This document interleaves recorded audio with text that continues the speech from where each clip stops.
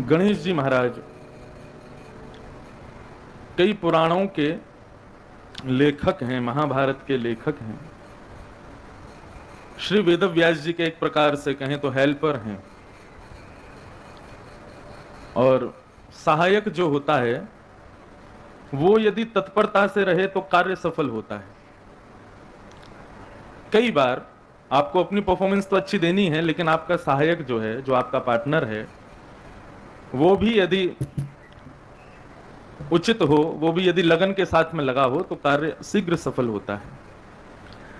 तो श्री गणेश जी जो हैं हमारे वेदव्यास जी महाराज के सहायक हैं, पार्टनर हैं। और दोनों की पार्टनरशिप तो हम लोगों ने देखी, महाभारत के रूप में, अन्य कितने पुराणों के रूप में बहुत बढ़िया पारी खेली गणेश जी और वेदव्यास जी ने। गणपति के रूप को देख करके आपको पता है, आपके श्री जगन्नाथ भगवान भी गणेश जी का रूप धारण करते हैं।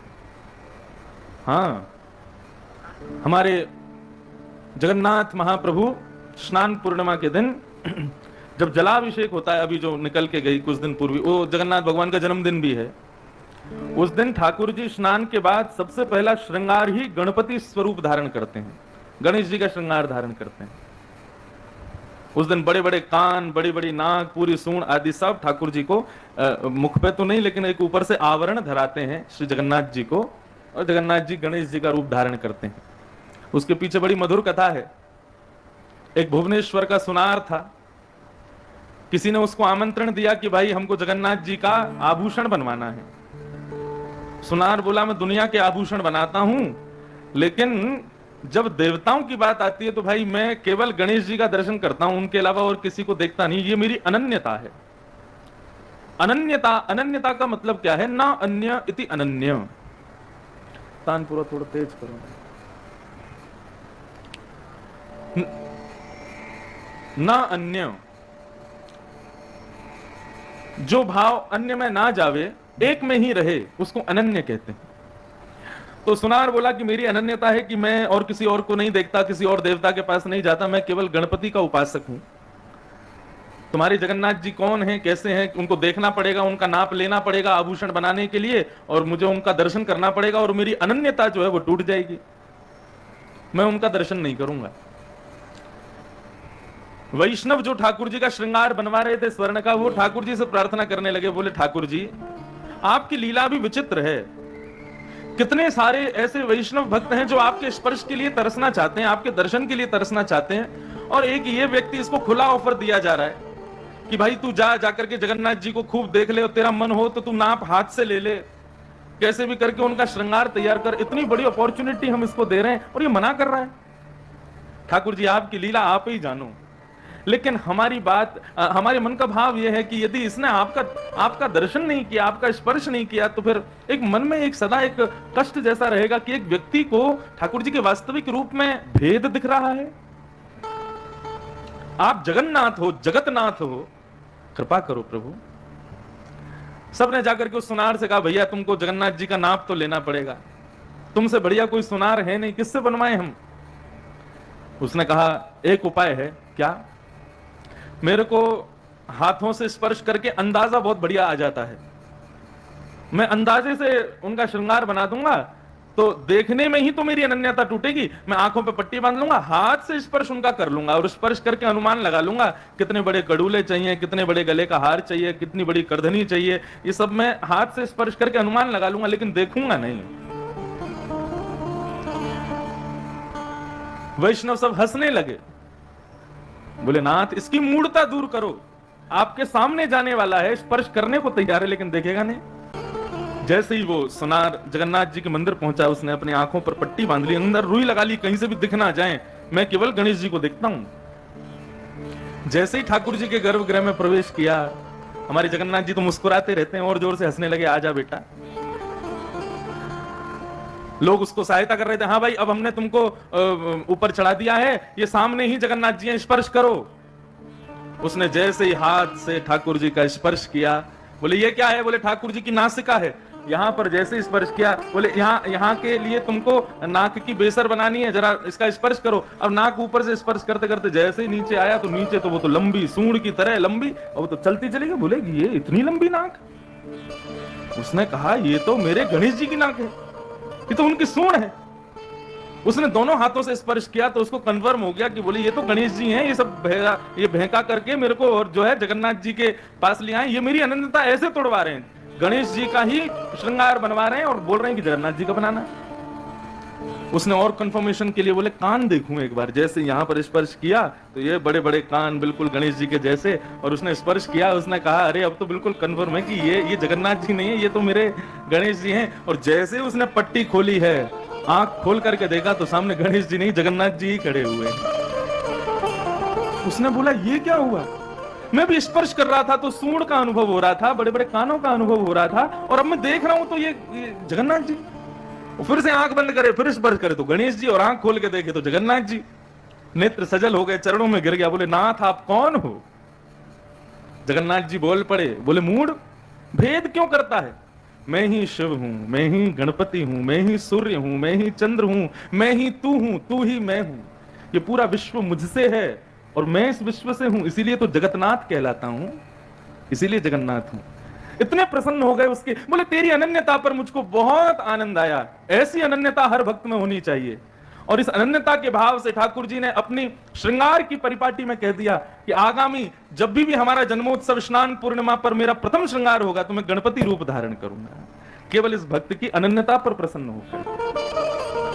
न जाने कौन से गुण पर दयानिधि रीझ जाते हैं, ठाकुर जी रीझ गए उस पर। और आज तक की श्रृंगार की परिपाटी में ठाकुर जी स्नान पूर्णिमा पर स्नान के तुरंत बाद गणपति भेष धारण करते हैं। गजाननं भूत गणाधिसेवितम् कपित्थ जम्बू फलचारु भक्षणम् उमासुतं शोक विनाशकारकम् नमामि विघ्नेश्वर पाद पंकजम्। गणेश जी के कितने, उनका पूरा भाव इसी श्लोक में विद्यमान है। बहुत ध्यान से सुनिएगा सब लोग, सावधानी से सब लोग सुनो। ये कौन सा, ये पंखा अगर, हाँ सब लोग इधर देखो, सावधानी से सुनो।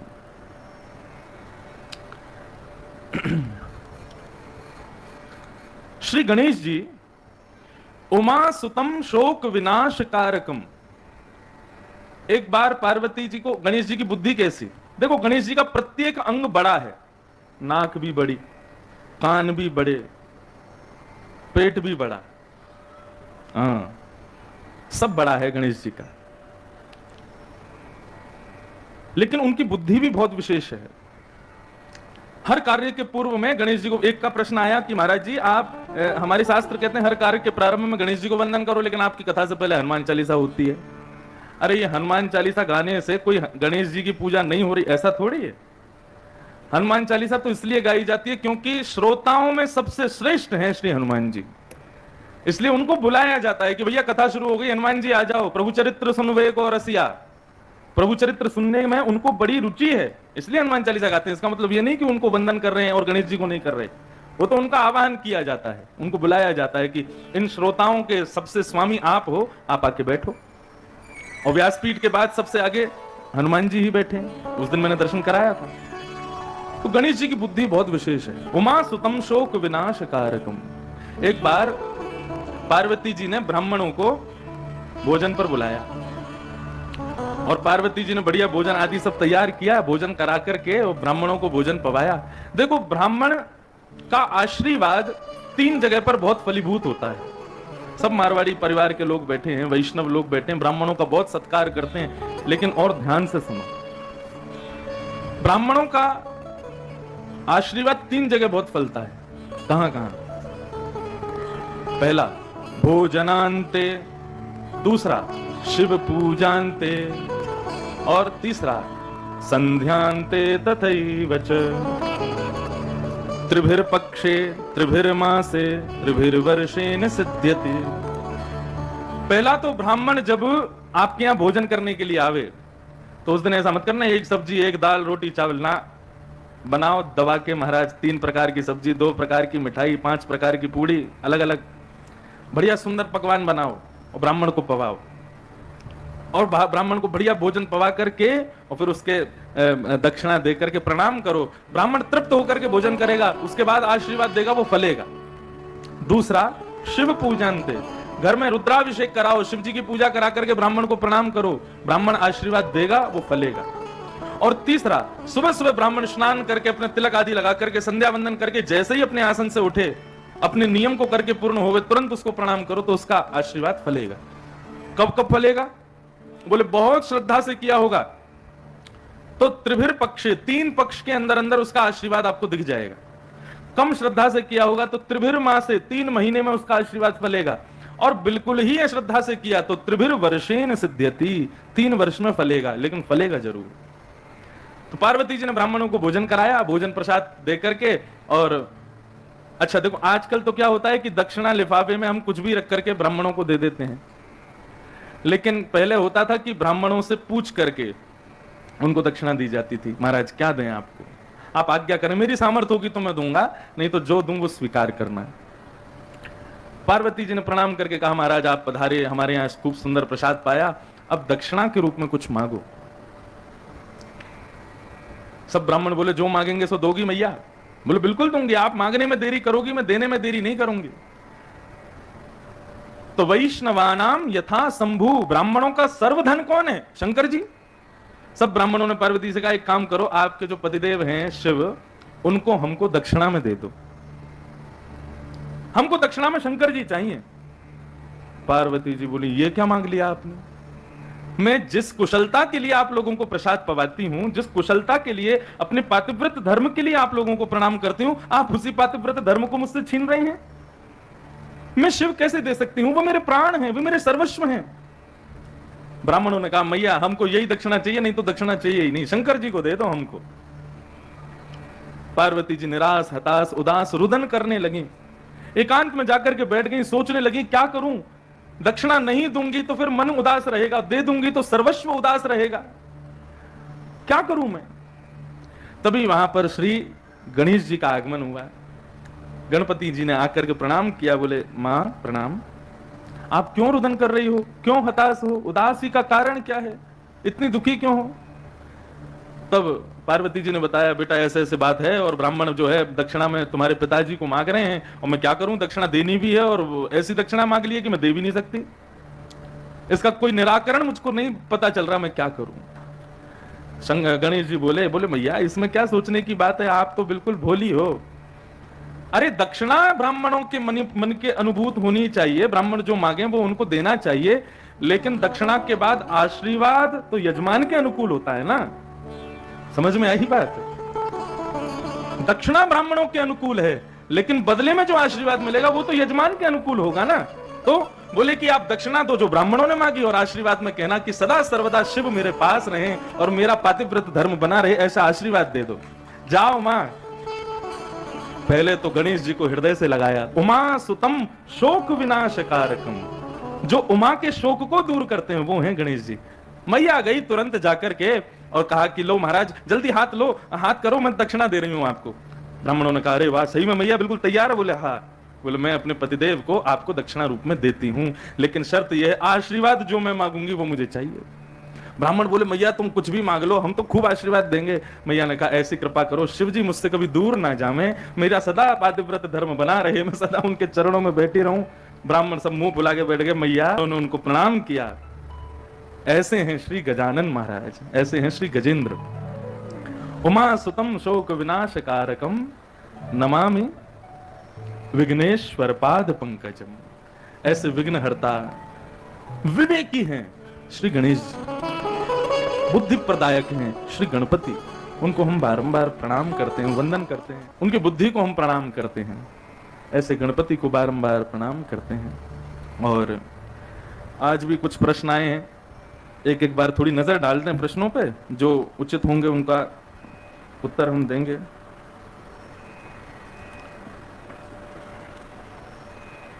दीपावली पूजन में बाया या दाहिना सूंड गणेश जी का कौन सा? बाया सूंड दीपावली के दिन शुभ माना जाता है गणेश जी का। और अधिकतर उसी तरफ सूंड होती है गणेश जी की, तभी वंदन उनको करते हैं।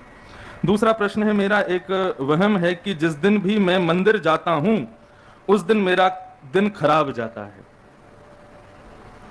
जबकि मैं रोज मंदिर के बाहर से ठाकुर जी को प्रणाम करके ही काम पे जाता हूं, ऐसा क्यों? क्योंकि ठाकुर जी तुम्हारे हृदय में बसे हैं। ठाकुर जी कह रहे हैं भाई तू मंदिर आने का कष्ट मत किया कर, अपने हृदय में ही मेरे को देख के प्रणाम कर लिया कर। ये देखो, ये सब मैंने एक बात शायद पहले दिन कथा में कही कि बुद्धि को सकारात्मक रखो। आप ये सोचेंगे ना कि तुलसी खाने से मेरा पेट खराब होगा, तो हो ही जाएगा। आप जिस वस्तु के प्रति नकारात्मक सोच रखोगे, रोटी से सोचोगे कि इससे जो है मुझको अपच होगी, तो रोटी खाने से अपच हो ही जाएगी। इसलिए विचार मत करो, नकारात्मक मत सोचो। एक व्यक्ति मेरी कथा में आते थे, हर जगह लगभग कई कथाओं में मेरे में आए, तो एक बार मुझे मिले तो मेरे से बोले महाराज जी मुझे आपसे एक प्रश्न करना। मैंने कहा पूछो भाई। बोले मैंने 4 धामों में आपकी कथा सुन ली, बद्रीनाथ और द्वारिका, जगन्नाथपुरी और अभी रामेश्वरम में 4 धाम मेरे पूरे हो रहे हैं। मैंने कहा अच्छा फिर? तो बोले कि 4 धामों में मेरा फ्रैक्चर हो गया। बद्रीनाथ में आपकी कथा हुई, वहां मुझे फ्रैक्चर हुआ। द्वारिका में आपकी पहली कथा हुई, वहां मुझे फ्रैक्चर हुआ। फिर वहां जगन्नाथपुरी में हुई, वहां पर भी फ्रैक्चर हो गया। और अब यहाँ रामेश्वरम आया हूं, यहाँ पर फिर फ्रैक्चर हो गया। तो या तो मैं आपकी कथा में आना बंद कर दूं अब, क्योंकि मेरा हर बार पांव टूट जाता है 2-3 साल में। ऐसा क्यों होता है? मैंने कहा भाई देखो, कोई बहुत बड़ी हानि होगी लेकिन ठाकुर जी की कथा से केवल फ्रैक्चर में बदल जाती है, ऐसा सोचो ना। क्या पता पूरे ही हड्डियां टूटने वाली हो शरीर की, लेकिन पैर की ही एक ही टूटती है। क्यों? क्योंकि तुम धर्म कर रहे हो, क्योंकि तुम कथा सुन रहे हो। तो ठाकुर जी शायद वो योग लगन तो आनी है जो प्रारब्ध में है वो तो आना है, लेकिन कथा सुनने से और भगवत स्मरण करने से जो इतना बड़ा है वो इतना सा हो जाता है। प्रारब्ध है तो आएगा तो सही। मैंने कहा ऐसा विचार करो ना कि एक ही पाम की हड्डी टूट रही, क्या पता ये 4 बार तुम्हारे पूरे शरीर अंग की हड्डियां टूटने वाली हो, या कोई बहुत बड़ा रोग या कोई बहुत बड़ी विपत्ति वो इतने से में बदल गई। ऐसा विचार करो। तो इसका उत्तर यही है भैया कि मंदिर जाओ, खूब प्रेम से जाओ, लेकिन बुद्धि से ये निकाल दो कि मंदिर जाने से दिन खराब होता है। तुम्हारे कर्म की वजह से दिन खराब हो रहे हैं। हम जैसा करते हैं वैसा हमको भोगना पड़ता है। जो जस करहि सो तस फल चाखा, कर्म प्रधान विश्व रचि राखा। कर्म प्रधान है, इसलिए ठाकुर जी को या मंदिर को दोष मत दो। अब इसके पीछे एक कथा सुनाए। एक ब्राह्मण रोज सुबह सुबह घाट पर जाते थे, वहां बैठ करके जो दान दक्षिणा दे जाए उसी से उनका घर चलता था। तो रोज सुबह सुबह निकलते थे ब्राह्मण देवता, स्नान स्नान करके बढ़िया तिलक लगा के जैसे निकलते तो उनके गली में कुत्ता भौंकता था बहुत जोर से। तो ब्राह्मण को पहले दिन तो ब्राह्मण ने देखा कि बोले ये भौंक रहा है, कहीं मेरा दिन बेकार ना हो जाए, ये ब्राह्मण ने सोचा। और उस दिन ऐसा ही हुआ कि कोई आया ही नहीं दक्षिणा देने। तो ब्राह्मण ने पहले ही सोच लिया, बोले इसके भौंकने की वजह से मेरा दिन खराब हुआ। दूसरे दिन ब्राह्मण जैसे फिर निकला तो फिर से कुत्ता भौंकने लगा। उसने कहा कि ये आज फिर भौंक रहा है और आज फिर मेरी आमदनी नहीं होगी, मुझे कुछ नहीं मिलेगा। उठाया पत्थर और कुत्ते के ऊपर फेंक के मारा, लेकिन गलती से वो यहीं लगा तो उसके बेचारे के लग गई चोट, रक्त आदि आने लगा। कुत्ता बोला मेरा अपराध क्या था, मुझे क्यों मारा, मुझे भी न्याय मिलना चाहिए। वो राम जी के पास चला गया। राम जी से जाकर के बोला महाराज आज मुझे न्याय दिलाइए। राम जी बोले क्या न्याय चाहिए तुमको? बोले एक ब्राह्मण रहता है, मैं अपनी भाषा में, अपने शब्द में, अपने स्वर में आपकी उपासना कर रहा था सुबह सुबह और उसने मुझे मारा। क्यों मारा, मेरी क्या गलती थी? राम जी ने ब्राह्मण को बुलवाया, ब्राह्मण को कटघरे में खड़ा किया। बोले भैया तुमने इसको मारा था? बोले हाँ मैंने इसलिए मारा था क्योंकि कल भी जो है ये भौंका तो मेरा जो है दिन खराब गया, और आज भी ये भौंक गया तो मुझे लगा आज भी खराब जाएगा, इसलिए मारा मैंने। राम जी बोले लेकिन वो तुम्हारा दिन अशुभ करने के लिए नहीं, वो अपनी भाषा में, अपनी शैली में मेरी उपासना कर रहा था, उसकी भाषा ऐसी है, इसमें उसकी क्या गलती? ब्राह्मण बोले तो फिर क्षमा कर दो, और क्या है, गलती हो गई। राम जी बोले पहले उससे पूछ लेते, हाँ भाई कह रहे हैं कि क्षमा कर दो। बोले देखो प्रभु क्षमा तो ठीक है, लेकिन दंड तो मिलना चाहिए, क्योंकि मेरा कोई अपराध तो था नहीं, जब मैंने चोट खाई तो इनको भी कुछ तो मिलना चाहिए। राम जी बोले देखो ब्राह्मण है, मृत्यु दंड तो देंगे नहीं, उसके अलावा जो तुम कहोगे 100 दंड दे देंगे। तो उस कुत्ते ने क्या कहा?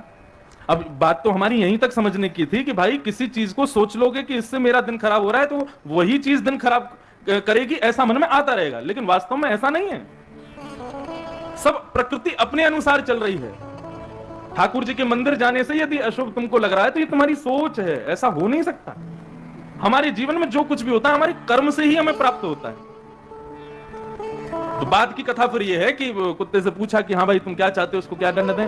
उसने कहा एक काम कर दो महाराज, वो पहाड़ के ऊपर एक शंकर जी का मंदिर है, उसका महंत बना दो इसको। राम जी बोले दंड दे रहे हो कि आशीर्वाद दे रहे हो? बोले नहीं महाराज यही कर दीजिए, इसको वहां का महंत बना दीजिए। बोले क्यों, इतनी बड़ी उदारता, इतनी बड़ी कृपा क्यों कर रहे हो मारने वाले पे? बोले क्योंकि प्रभु वहां का पिछला महंत मैं था, और वहां रहने की वजह से और वहां अपने दुष्क्रियाएं करने की वजह से इस जन्म में मैं इस रूप में आया हूं। तो ये तो बिल्कुल भी नहीं मानेगा, मैंने तो थोड़े बहुत ही घपलेबाजी की होगी, ये तो बहुत करेगा। तो इसका जो अपराध है वो किस रूप में मिलेगा? वो इसके प्रारब्ध के रूप में मिलेगा, इसलिए इसको वहां का महंत बना दो। तो इसलिए भैया मंदिर जाने से दिन खराब नहीं हो रहा है, ऐसा विचार बोलना भी मना है, नहीं बोलो। मंदिर भले ही मत जाओ, लेकिन दोष ठाकुर जी को कभी मत दो। ठाकुर जी तुमको श्वास दे रहे हैं, देखने के लिए सुंदर सृष्टि दे रहे हैं, प्रकाश के लिए सूर्य देते हैं, सुलाने के लिए चंद्रमा दे रहे हैं, स्पर्श के लिए हवा दे रहे हैं, पीने को पानी दे रहे हैं, खाने को अन्न दे रहे हैं, और हम अपना एक दिन खराब होने पर उन्हीं को दोष दे रहे हैं। ये गलत है। ठाकुर जी का मंदिर कितने लोगों की आस्था का केंद्र है, कितने लोगों के जीवन को सुधारता है, वो किसी का दिन अशुभ कैसे करा देगा? 100 जगह भटकोगे, कहीं आसरा नहीं मिलेगा, तब वही याद आएगा, तब वही दिखेगा। इसलिए इनको अशुभ कभी नहीं मानना चाहिए। हमारा कोई कर्म होगा वही खराब होगा, इस वजह से ऐसा होता है। दूसरा प्रश्न क्या आया है? हमारा सवाल आपसे यह है, अगर मृत्यु परम सत्य है तो जीवन क्या है? मृत्यु परम सत्य है और जीवन उस परम सत्य की खोज है। हम जीवन जी रहे हैं, परम सत्य हमें पता है कि मृत्यु है। देखो यहां परम सत्य मृत्यु है, इसका तात्पर्य आप क्या निकालते हो? हमें संसार में अभी अगले घंटे में क्या होगा हमको नहीं पता। मुझे कल को उपलब्धि मिलेंगी या मैं हार जाऊंगा मुझे नहीं पता, लेकिन मुझे यह पता है कि एक दिन मैं मर जरूर जाऊंगा, मेरी मृत्यु हो जाएगी, ये सब जानते हैं। यह परम सत्य है कि हमें यह पता है कि मृत्यु एक दिन आनी आनी है। और जीवन क्या है? बोले जीवन यही है कि उस मृत्यु को सुंदर कैसे बनाया जाए, उस मृत्यु को सुखद कैसे बनाया जाए। वो मृत्यु आने से पहले मैं ऐसा क्या कर जाऊं, मैं नहीं रहूंगा, लेकिन मेरे काम मैंने जो किया है, मैं जो करके जाऊं, वो लाखों को प्रेरणा दे करके जावे। मृत्यु परम सत्य है, लेकिन जीवन उसकी खोज है, जीवन उसकी सजावट है। जीवन से उस मृत्यु को सफल बनाओ। मीराबाई, नरसिंह मेहता आदि जैसे जैसे परम भक्त जो हैं, ये भले शरीर से आज हमारे बीच ना हो, लेकिन अपने गुणगान से, अपनी भक्ति से, अपने प्रचार प्रसार से, ठाकुर जी के मार्ग के भक्ति पथिक से ये आज तक जीवित हैं। इनकी मृत्यु परम सत्य थी, इन्होंने उसको परम सत्य बनाया, हमको भी ऐसे ही बनाना है।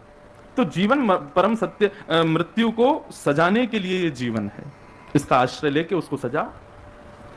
व्यासपीठ की 108 फेरी क्यों लगाई जाती? भैया मैं तो एक नहीं लगाई आज तक। 1 लगाओ, 2 लगाओ, 108 लगाओ, तुम्हारी रुचि। जाकी रही भावना जैसी, प्रभु मुहूर्त देखी इतनी तैसी, जा में जितनी भक्ति हो उतनी फेरी लगाओ। लेकिन 108 एक क्रम है कि हम उस क्रम को विशेष मानते हैं, इसलिए शुभ एक प्रकार से धार्मिक शुभ अक्षर है, इसलिए 108 लगाते हैं। बाकी 1 लगाओ, 2 लगाओ, लेकिन 108 लगाई और वो केवल इस पेज में लगाई कि मुझसे पहली वाली 108 लगा के गई है तो उसका कोई महत्व नहीं है। भले एक परिक्रमा लगाओ, लेकिन लगाओ पूर्ण भाव से, पूर्ण हृदय से, पूर्ण तत्परता से। एक व्यक्ति के स्वभाव और आवरण को वास्तव में क्या बनाता है? क्या इसका निर्णय ठाकुर जी उनके जन्म से पहले ही लेते हैं? देखो बंधुओं, ठाकुर जी सबको व्यवस्था देते हैं। जैसे कि मैंने अपनी माँ को ले जाकर के सब्जियां दे दी, ये टमाटर है, ये घिया है, ये लौकी है, ये नींबू है, ये नमक है, ये हल्दी है, आदि आदि सब व्यवस्थाएं दे दी। अब सब्जी कैसी बनाएगी ये माँ के ऊपर निर्भर करता है।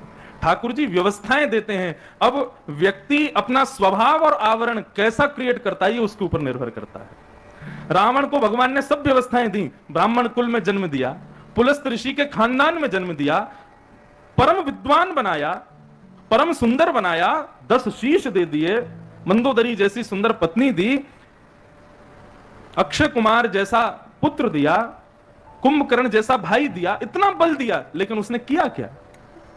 सब्जी ना बना करके खिचड़ी बनाई और ठाकुर जी ने उसका सर्व दहन कर दिया। तो इसलिए ठाकुर जी पहले से व्यवस्था तैयार कर देते हैं सबके लिए और उनके अनुसार। अब तुम सब्जी कैसी बनाते हो ये तुम्हारे ऊपर निर्भर करता है। भक्ति का रंग क्या होता है? भक्ति का रंग, सारे रंगों को मिला दो, जो रंग निकलेगा वही भक्ति का रंग। और एक बात उत्तर भी बता दूं, सारे रंगों को मिलाओगे तो क्या रंग निकलेगा? कृष्ण रंग निकलेगा। कृष्ण यानी ठाकुर जी। जितने भी रंग हैं संसार में सबको ला करके एक कर दो, सबको घोल दोगे, जो रंग निकलेगा वही कृष्ण रंग है। यही भक्ति का रंग है। हो गए प्रश्न सारे? सबको प्रणाम करते हैं। संभवतः अपनी बुद्धि में जितना मेरे को आता है मैं उतने उत्तर देने का प्रयास करता हूं। बाकी जरूरी नहीं है कि मैंने जो कहा है वही पूर्ण सत्य है। मैंने अपने भाव से, भाव पक्ष से उस भाव को कहा है। यदि आप उससे संतुष्ट ना हो तो और परम विद्वानों से भी उसका निराकरण पूछ सकते हैं। आज सुबह के सत्र में जब लोग मिलने आते हैं तो वहां पर भी यह प्रसंग उठा था कि भीष्म पितामह के रोम रोम में बाण लगा, और जबकि इतने परम भक्त थे भीष्म पितामह, उनकी मृत्यु इतनी दर्दनाक हुई, और वहीं दुर्योधन, दुशासन आदि जैसे कौरव एक एक बाण में मार दिए।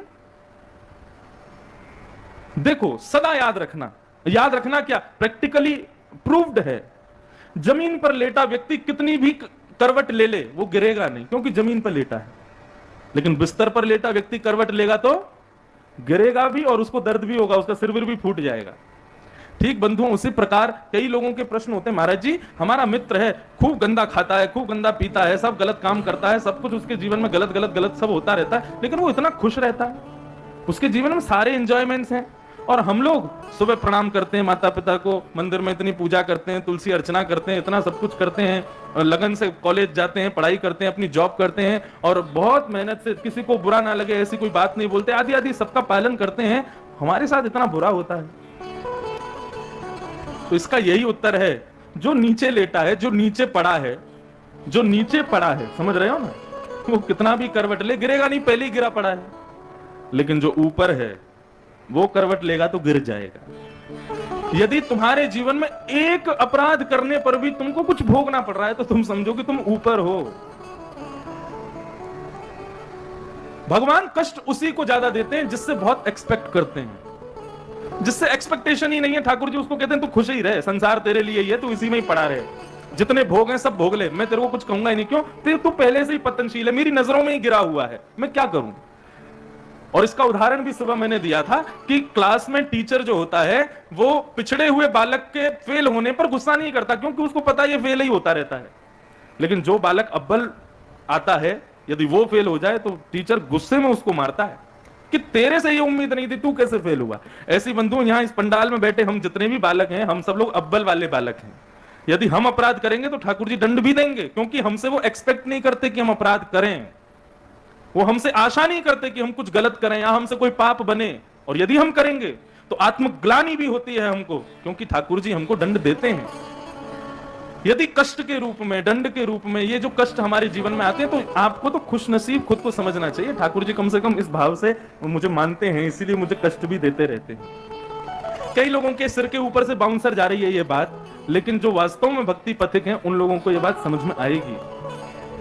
जीवन में कष्ट को कष्ट के रूप में मत लो, ठाकुर जी के एक प्रेमातुर भाव के क्रोध के रूप में ले लो, क्योंकि वो हमसे बहुत प्रेम करते हैं, इसलिए गुस्से में हमसे हमारे जीवन में कुछ ना कुछ बेचते रहते हैं। ऐसे स्वीकार करो, स्वीकार करना है इसी भाव को। भीष्म पितामह रोम रोम में बाण लगाए भगवान, क्योंकि उनसे एक्सपेक्ट किए हुए थे कि भरी सभा में द्रौपदी निर्वस्त्र हो रही है तो दुशासन देखे, दुर्योधन देखे, आदि आदि लोग देखें, क्योंकि ये तो हैं ही गिरे हुए, लेकिन भीष्म पितामह भी देख रहा है, जिससे मुझे उम्मीद नहीं है। वो भीष्म पितामह कुछ नहीं कर रहे द्रौपदी की रक्षा के लिए। यदि भीष्म पितामह ने एक बार बोल दिया होता दुशासन आगे हाथ भर ना जाए, तो दुशासन की इतनी ताकत नहीं थी कि वो द्रौपदी को निर्वस्त्र कर देता, लेकिन ये चुपचाप बैठे रहे। इसलिए दुर्योधन दुशासन को एक एक बाण में मरवा दिया ठाकुर जी ने, थोड़ी थोड़ी पीड़ाओं में मरवा दिया, लेकिन भीष्म पितामह इतने दिन से एक एक बाण की सैया पर पड़े हैं। क्यों? क्योंकि उन्होंने अपराध किया है, भक्त होने के बाद भी अपराध किया है। मैं पहले ही सावधान करता हूं बंधुओं कथा में कि भक्ति का पथिक सुनने में, देखने में जितना अच्छा लगता है ना, चलने में उतना ही कठिन है। इसलिए चलने से पहले 100 बार सोचिएगा। भीष्म पितामह पर 5 प्रकार के धर्म बताए और धर्मों का निराकरण करते हुए भीष्म पितामह ने भगवान की स्तुति गाना प्रारंभ किया। बंधुओं, ये भीष्म स्तुति है। मुझे भीष्म पितामह की स्तुति प्रथम कथा से ही बहुत प्रिय है। सबसे प्रिय स्तुति है भागवत में मुझको भीष्म पितामह की। और देखो ठाकुर जी कितनी कृपा करते हैं। भीष्म पितामह ने स्तुति का गायन कब किया था? मकर संक्रांति के दिन, जिस दिन सूर्य उत्तरायण के होते हैं। और स्तुति गाते हुए भीष्म पितामह ने प्राण त्याग दिए थे। दास की सेवा में जो ठाकुर जी आए हैं ना, गिरधर लाल जी, वो भी मकर संक्रांति को आए, उत्तरायण में ही आए। मानो मैंने भीष्म पितामह के इस भाव से प्रेम कर लिया तो ठाकुर जी ने अपना जन्मदिन भी हमारे ठाकुर जी का उसी भीष्म पितामह ने पांडवों से कहा, आप सब दूर हो जाओ, मुझे मेरा अंतिम कार्य करने दो। सामने नाथ खड़े हैं, शंख चक्र गदा पद्मधारी श्रीमन नारायण खड़े हैं, और भीष्म पितामह ने मृत्यु को आज्ञा की, मेरी स्तुति मैं गा रहा हूं, स्तुति पूर्ण होते ही मेरे प्राण ले लेना। मृत्यु बोली, प्राणों पर अधिकार अब मेरा नहीं है, तुम्हारे प्राण तो अब ठाकुर जी में विलीन होंगे। भीष्म पितामह ने भगवान को लेटे लेटे प्रणाम किया और कहा, ठाकुर जी अब खड़े रहना, अपने जीवन के ऐसे भाव जो मैंने कभी आपसे नहीं कहे आज सब कह रहा हूं। और भीष्म पितामह ने भगवान की स्तुति गाना प्रारंभ किया। श्री भीष्म उवाच इतिमति रूप कल्पिता वितृष्णा भगवत सात्वत पुंगवे विभुम्ने स्वसुखमुपगते क्वचिद् विहर्तुं प्रकृतिमुपेयुषीयतव प्रवाह त्रिभुवनकमनं तमालवर्णं रविकरगौरवनाम्बरं ददाने वपुरलककुला वृताननाब्जं विजयसखेरतिरस्तु मे वद्या युधितुर्गर्जो विधुम्न विश्वत् क्वचदुलितश्रमवारिणं काश्ये मम निशितशरे विभिद्यमानः त्वचि विलसत् कवचेस्तु कृष्ण आत्मा।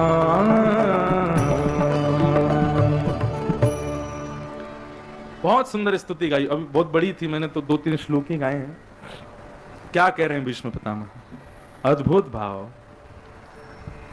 इतिमति रूपकल्पिता वितृष्णा। संस्कृत में इति शब्द का प्रयोग किया जाता है जब वाक्य पूर्ण हो जाता है। जैसे इंग्लिश में कोई वाक्य पूर्ण करते हैं तो लिखते समय हम लोग वहां पर फुल स्टॉप लगा देते हैं। हिंदी में कोई वाक्य पूर्ण करते हैं तो विराम मात्रा लगा, एक चिन्ह लगा देते हैं। ऐसे ही संस्कृत में जब आप अपनी बात पूरी करते हो तो इति कहने का मतलब होता है मेरी बात समाप्त। लेकिन भीष्म पितामह की स्तुति का प्रारंभ किससे हो रहा है? इति शब्द से। इतिमति रूपकल्पिता वितृष्णा। वाह। भगवान बोले क्या कहना चाहते हो? बोले मैं ये कहना चाहता हूं कि मेरी मति की तृष्णा आज इति हो गई। मेरी मति की, मेरे मन की जितनी भी इच्छाएं हैं संसार में, उन सबको आज मैं विराम करता हूं। अब मेरी कोई इच्छा नहीं है प्रभु, केवल एक ही इच्छा है, तुम सामने हो मेरे, किस बात की कमी है, किसी और वस्तु की अब दरकार भी नहीं है। तेरे नाम से गुलाम अब गुलफाम हो रहा है, मेरा आपकी कृपा से सब काम हो रहा है। करते हो तुम कन्हैया, करते हो तुम कन्हैया, मेरा नाम हो रहा है, मेरा आपकी कृपा से सब काम हो रहा है। यही है इति। भीष्म पितामह यही कह रहे हैं, बोला मैं क्या मांगूं प्रभु आपसे, मैं अपने जीवन के परम सत्य मृत्यु को प्राप्त करने वाला हूं और आप मेरे सामने खड़े हो। मुझे किसी को नहीं देखना, किसी को याद नहीं करना, कुछ विचार नहीं करना, आप सामने खड़े। यही इति होती है मेरी मति की, सोच की, मेरी विचारधाराओं की, मेरी इच्छाओं की, सबकी इति होती है आज। क्योंकि आप अब आगे तो और क्या चाहिए, अब कुछ नहीं चाहिए नाथ। ये तो था एक भाव। और दूसरा भाव, भीष्म पितामह कह रहे हैं प्रभु मेरे जीवन की इति है, मेरा जीवन विराम ले रहा है और मैं जाने से पहले अपनी एक अंतिम इच्छा पूरी करना चाहता हूं। मेरा एक अधूरा काम है, उसको पूर्ण करना चाहता हूं। भगवान बोले कौन सा अधूरा काम? बोले कि मेरी एक बेटी कुंवारी रह गई है, उसका मैं ब्याह नहीं कर पाया हूं। मेरी एक बेटी अधूरी रह गई है, अभी उसके लिए सुयोग वर नहीं ढूंढ पाया हूं नाथ, तो सोच रहा हूं जाने से पहले अपनी बेटी का ब्याह कर जाऊं। भगवान हंसने लगे, बोले भीष्म पितामह तुम बाल ब्रह्मचारी, तुमने जीवन में कभी ब्याह किया नहीं, पत्नी तुम्हारी कोई थी नहीं, तो बेटी कहां से हो गई? कहीं कोई बाहर से कोई तुम्हारी कोई धर्म पत्नी तो नहीं थी, कोई हमसे छुपा रखा हो और उसका कोई बालक हुआ हो? बता दो, अब तो कुछ कर नहीं सकते, कर देंगे ब्याह हम। भीष्म पितामह हंसने लगे, बाणों की सरिया पे लेटे लेटे बोले प्रभु आपने ना विवाह के बाद संतान दी सबको, वो सबकी बात है, लेकिन हर प्राणी के विवाह के बिना भी एक एक संतान है उसके पास। क्या? बोले ये मति, ये हमारी संतान है प्रभु, ये अभी कुंवारी है। मैं चाहता हूं कि मृत्यु से पहले अपनी मति रूपी बेटी का आपसे ब्याह कर जाऊं, उसकी शादी आपके साथ में करके चला जाऊं। कितना अच्छा ढंग ढूंढा है भीष्म पितामह ने अपनी बात कहने का। आदमी के कहने पर, आदमी के प्रस्तुतिकरण पर रीझ जाते हैं ठाकुर जी। और सच बताऊं, ये जितने भी भक्त हैं इनका प्रस्तुतिकरण देखने लायक है। हम लोग कैसा प्रस्तुतिकरण, वही रोज जैसी आरती, रोज जैसा ही भोजन, रोज जैसा ही श्रृंगार, रोज सब दिन एक जैसा ही रखते हैं। अपनी प्रस्तुतिकरण में, अपनी भक्ति में कुछ ना कुछ नवीन करते रहो, कुछ ना कुछ नया करो, कि ठाकुर जी भी सुबह होते ही सोचे आज पता नहीं क्या करने वाला है, आज जाने क्या करेगा। अपने ठाकुर जी के साथ वो नवनीत प्रिय हैं। नवनीत का मतलब मक्खन, लेकिन नवनीत का एक अर्थ होता है नित्य नया, नित्य नूतन। अपनी भक्ति में, अपनी सेवा में रोज एक नवीनता लाओ, रोज एक नूतनता लाओ। ठाकुर जी भी गए, पता नहीं आज क्या होगा, आज कुछ विशेष कर रहा है, लेकिन घर में बैठे ठाकुर जी को पता है कि इसका रोज का सब वही है, 8:30 बजे आएगा, मुझको नहला जाएगा, कपड़े पहना जाएगा, इत्र लगा जाएगा, भोग लगा के और चला जाएगा। ठाकुर जी को भी पता है कि यहाँ रोज एक ही काम होना है। अब दाल चावल रोज खाओगे तो फिर एक दिन बोर हो जाओगे ना, लेकिन मैया रोज नई नई चीज बनावे, आज ये बनाया, आज वो बनाया, आज हमने एक नई चीज खाई सुबह। क्या था? छेना ढोकला। आप लोगों के यहाँ की क्या बोलते हैं उसको? हैं? छेना पोड़ा। देखने में तो ये लग रहा था कोई केक जैसा, जैसी खाया तो वो तो रसगुल्ला फेल हो गया महाराज। छेना पोड़ा क्या बढ़िया स्वाद था, एकदम बिल्कुल आनंद आ गया खा के। अभी कथा के बाद फिर खाऊंगा, मेरे पानी आ गया मुंह में याद करते छेना पोड़ा। क्या मुलायम था भीतर से, एकदम।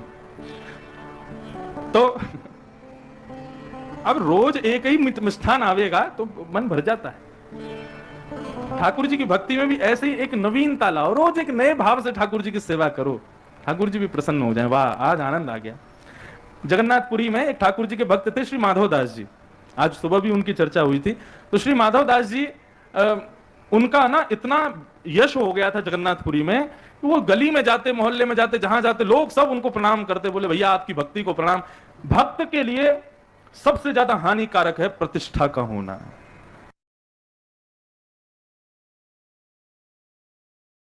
ये एक प्रकार से हानिकारक है भक्तों के लिए। क्यों? बोले प्रतिष्ठा जो होती है ना, वो धीरे धीरे भजन कम करा देती है। हमारे वृंदावन शतक में कहते हैं सम्मानम कलयाति घोर गरलम, सम्मान तो विष के समान है, नीचपुमानम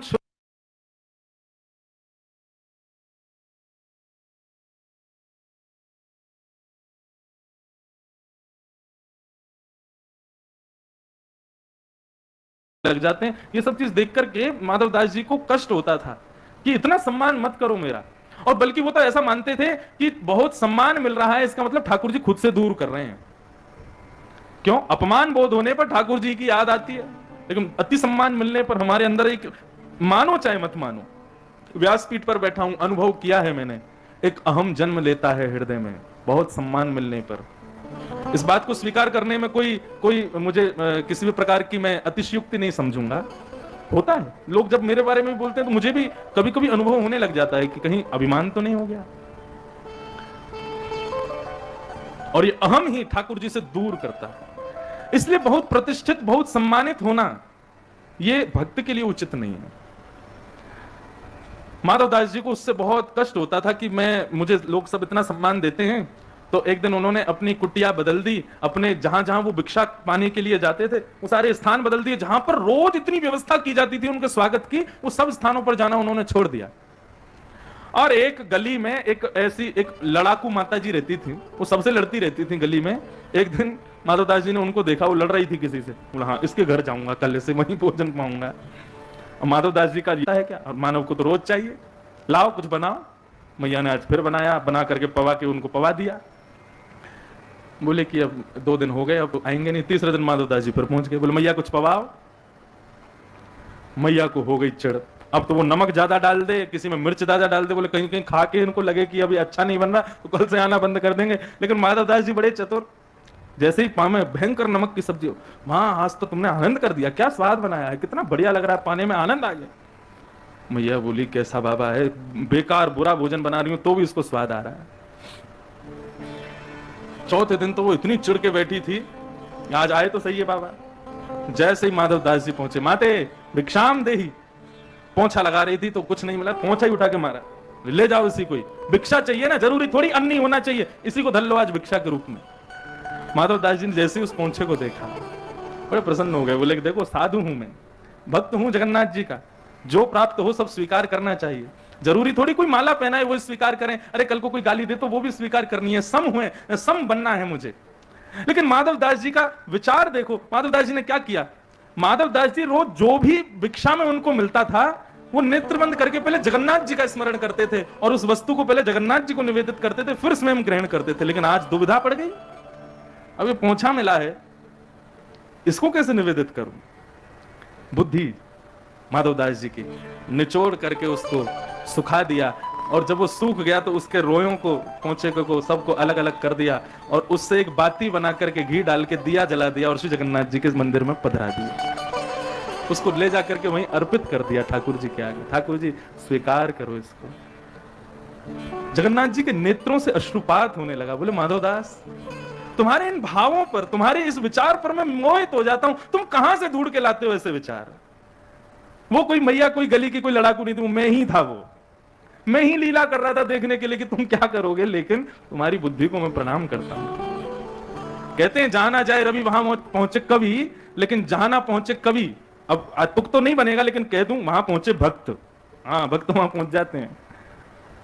अपनी भक्ति में कुछ नवीनता लाओ कि ठाकुर जी भी एक उसमें रहें कि भाई क्या करने वाला है कुछ पता नहीं है। भीष्म पितामह ने भगवान की स्तुति गाते हुए कहा कि प्रभु मेरी मति रूपी बेटी से आप ब्याह कर लो, इसको स्वीकार कर लो। क्यों? क्योंकि बेटी जब तक कुंवारी होती है तब तक अपनी इच्छाएं मनवाती है, लेकिन जब ब्याह हो जाता है तो अपनी पति की इच्छाएं मनवाती है।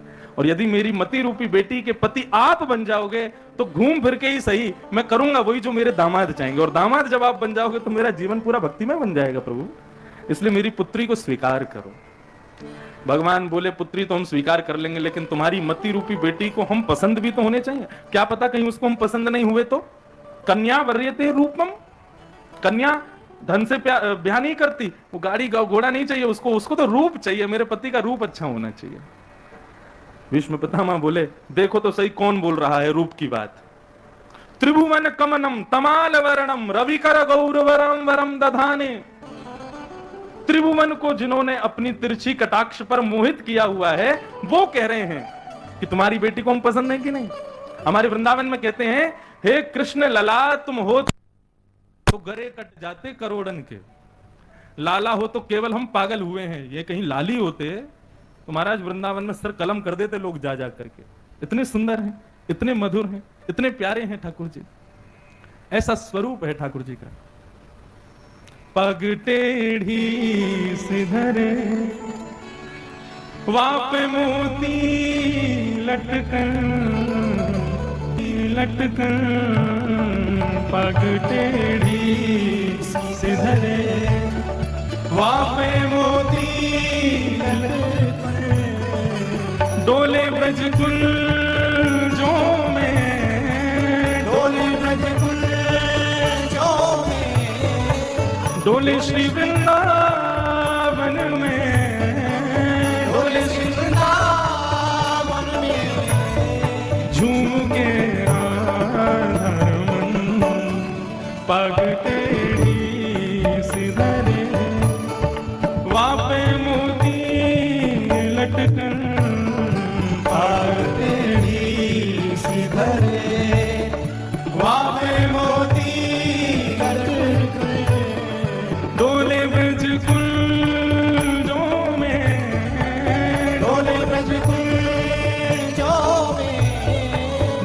श्री वृंदावन में, बोलो श्री वृंदावन में, झूम के राधारमन पग टेढ़ी सिधरे, पग टेढ़ी सिधरे। श्री राधारमण लाल।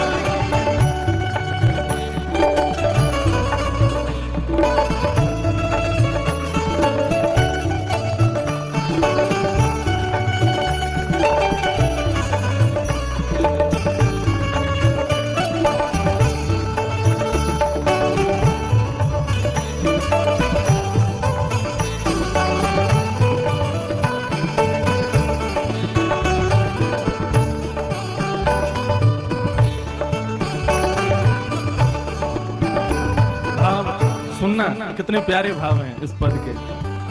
मुस्कुराते हैं तो जी उठते हैं मरने वाले, मुस्कुराते हैं तो जी उठते हैं मरने वाले, मुस्कुराते हैं तो जी उठते हैं मरने वाले, मुस्कुराते हैं तो जी उठते हैं मरने वाले।